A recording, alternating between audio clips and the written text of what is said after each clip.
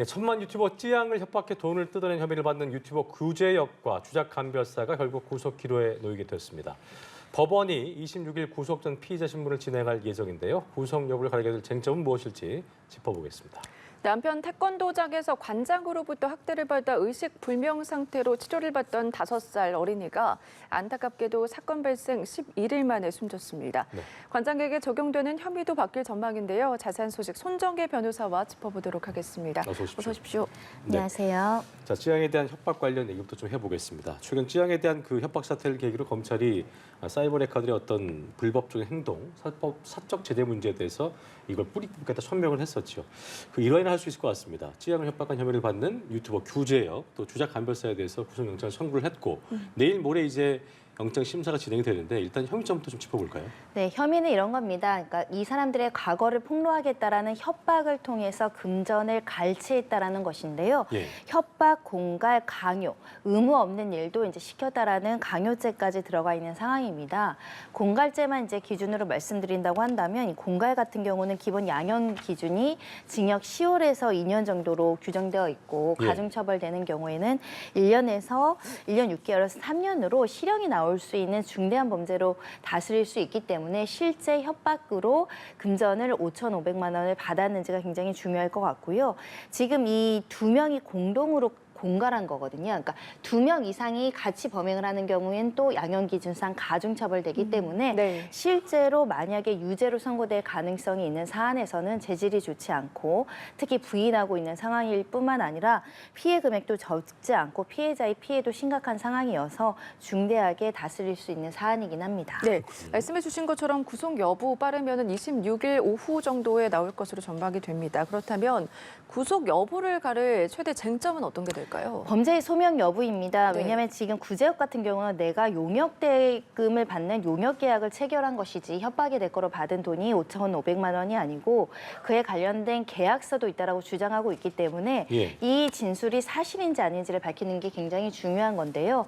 협박을 했고 협박의 결과로 돈은 건네져야 되는데 이것이 세금의 문제라든가 불법성을 희석시키기 위해서 외형만 합법적으로 가장하기 위해서 계약서를 쓴 것인지 일부 협박은 있다고 하더라도 실제로 이 관련된 용역 업무를 시킨 것이 사실인지 네. 굉장히 중요할 것 같은데요. 용역 대금을 주고 수천만 원의 용역 계약을 체결했다면 실질적으로 찌양을 위해서 구제하기 어떤 활동을 했었어야 되거든요. 찌양의 이익을 위한 활동을 했었어야 됩니다. 그 정황들을 구제역 측에서 제출할 수 있는지도 관건으로 보이고요. 예. 범죄가 소명된다라고 한다면 현재 범행을 부인하고 있고 재질의 수법이 굉장히 좋지 않습니다.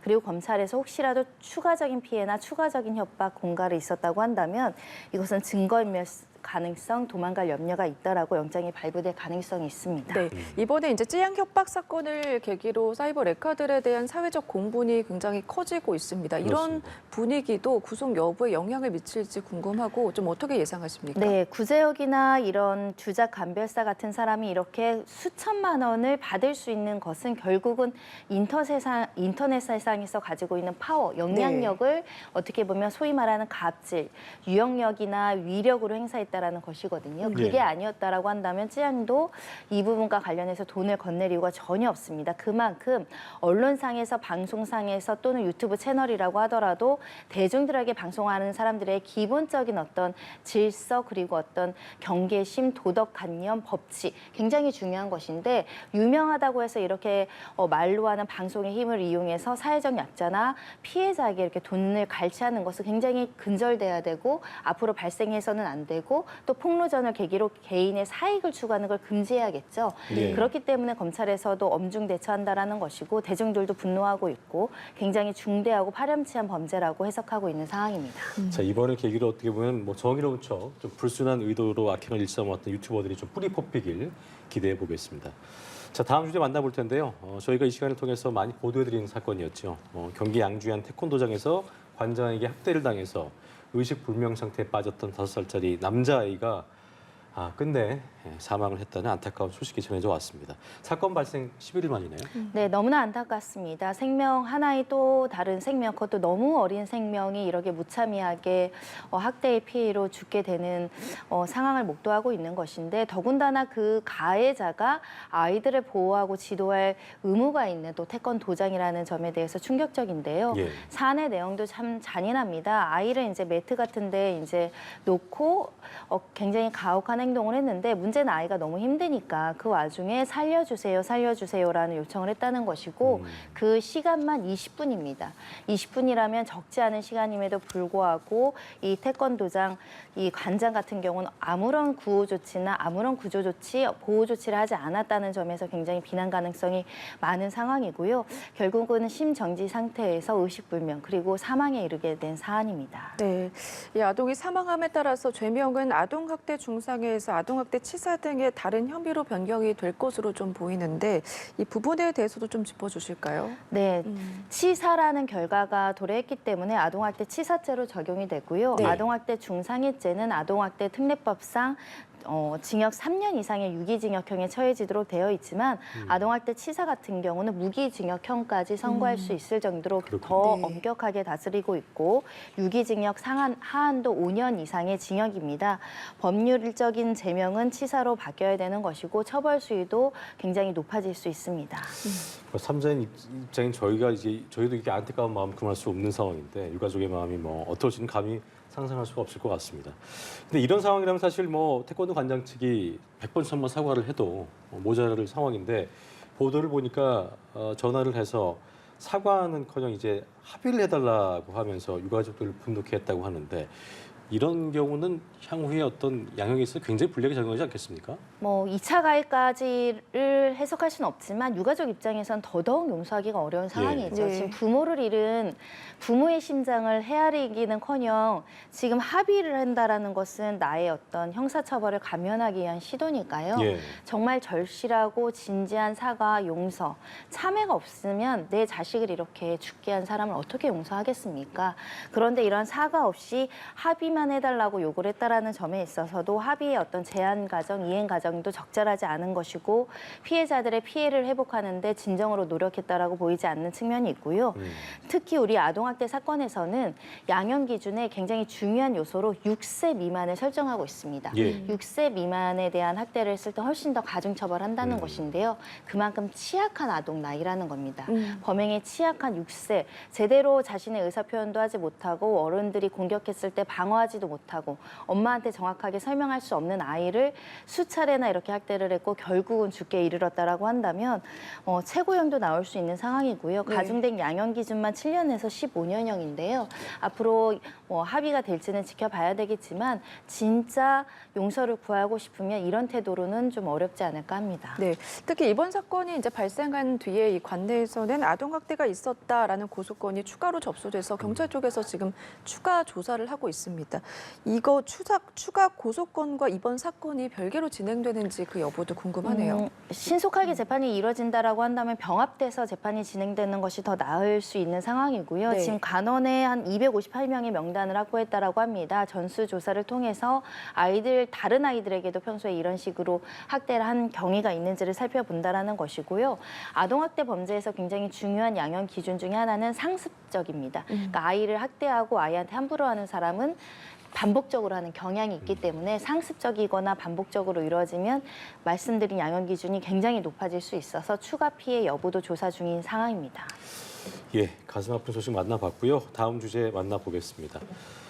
노쇼로 인한 사기 사건인데 최근에 이제 군인을 사칭한 사기 행각이 전국 음식점에서 잇따르고 있다는 보도가 나오고 있습니다. 이 내용 같은 경우에는 본인이 군부대 상사라고 하면서 정육점에다가 270만 원어치 고기를 주문해 놓고 예약 당일에 노쇼를 했다면서요? 네, 본인의 신분에 대해서 구체적으로 알렸다고 합니다. 육군 상사라고 했고 네. 본인의 직접 SNS 계정이나 전화번호 계정으로 연락을 해왔기 때문에 이 식당 주인 입장에서는 큰 금액이긴 하지만 설마 이것이 거짓일 것이라고 생각을 못했던 것 같고요. 예. 근데 문제는 예약 당일부터 연락이 두절됐다는 겁니다.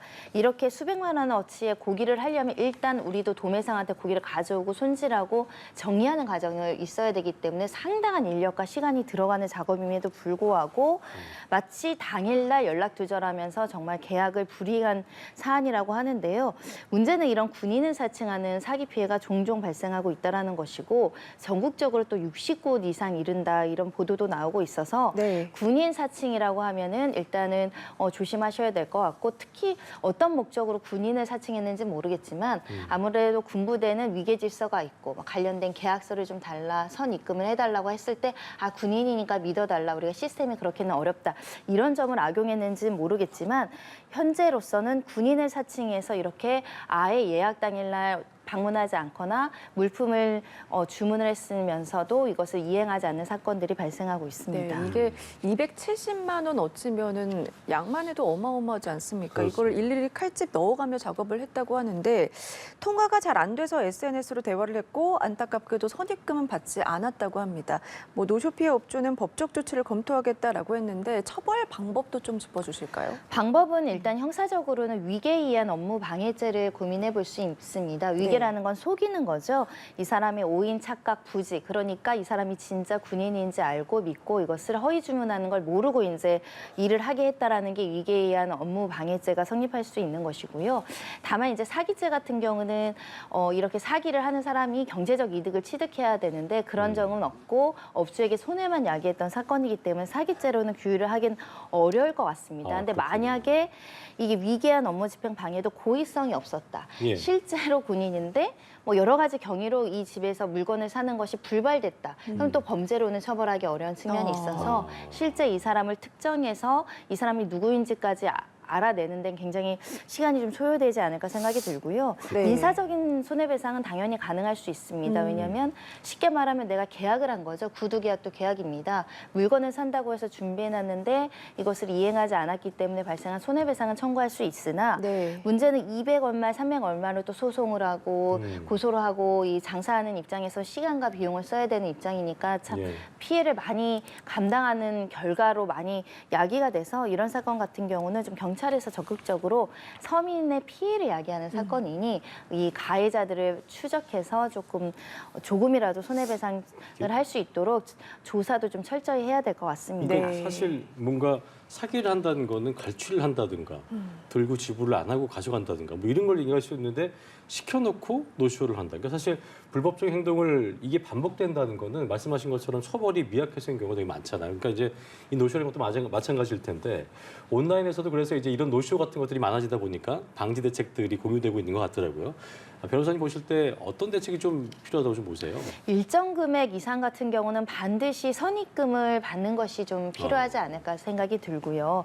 특히 보통 SNS나 이런 인터넷으로 요즘 예약을 많이 하기 때문에 이런 경우에는 사실 타인 명의로 다른 사람 신분으로 들어올 가능성이 있기 때문에 실제 신분증이라든가 이 사람이 신원을 확인할 수 있는 정보를 취득하는 것이 굉장히 도움이 되실 것 같고요. 예. 일반적으로는 이렇게 노쇼가 굉장히 많이 발생한다는 것을 감안해서 이 일정 부분 페널티를 공지하는 방식이 굉장히 유효하긴 하거든요. 근데 워낙에 일부 자영업자 같은 경우에는 인터넷 사용이 좀 어렵고 그렇기도 이렇게 하죠. 또 공지하는 것도 많은 노력이 필요하고 또 선입금한다고 한다면 이 손님이 다른 데 갈까 봐 염려가 돼서 이제 그냥 선입금을 요구하지 않고 사람 믿고 하시는 경우가 굉장히 많거든요. 하지만 이걸 상습적으로 경제적 이득이 목적은 아닌 걸로 보이지만 호기심인지 보복심인지 또 군인의 명예를 저하시키려고 하는 건지 알 수는 없으나 네. 이렇게 사칭해서 피해를 야기하는 사례가 있으니 한 번 더 점검해 보셨으면 좋겠습니다. 네, 예방법까지 한번 짚어봤습니다. 예. 네, 다음 사건으로 좀 넘어가 보겠습니다. 보름 넘게 또 이어지고 있는 티몬과 위메프 정산 지연 사태 짚어보도록 하겠습니다. 뭐 티몬과 위메프 소비자들도 많지만 판매자들도 굉장히 많거든요.